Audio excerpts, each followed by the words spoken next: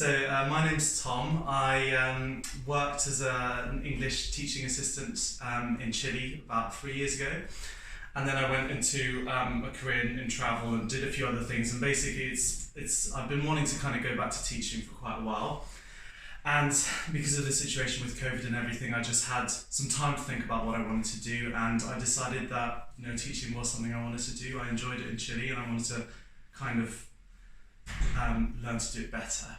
I learned loads because I was teaching in Chile for about 10 months and I was an assistant, but basically what sometimes happens is you just get chucked into a classroom. So I had about a week of observation and then I just had to kind of fend for myself.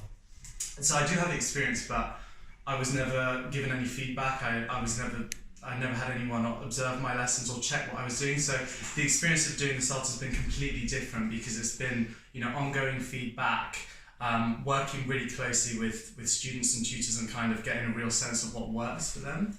So I'd say it's a completely different experience, even though it gave me the confidence to teach. Working in Chile, I didn't really know how to teach because I wasn't given any kind of indication of how to do that properly. So this has been really, really nice to kind of, learn to teach properly.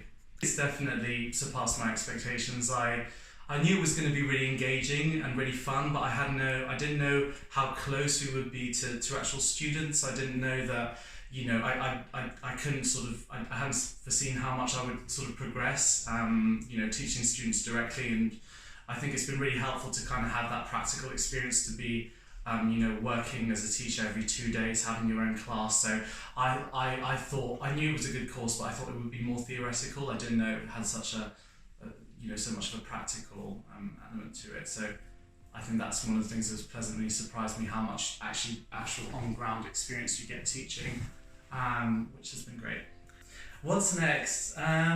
So I'm potentially going to look to go away and teach, not now because of COVID, but at some point. I'd like to go to India, maybe Nepal, and then ideally find a job teaching in the UK.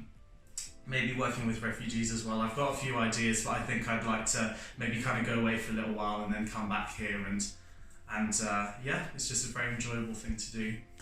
I would say if this has been something that you've been wanting to do for a while, just do it. It's a lot of fun. It is intense, but it's not unmanageable. You need to be prepared to do a lot of work.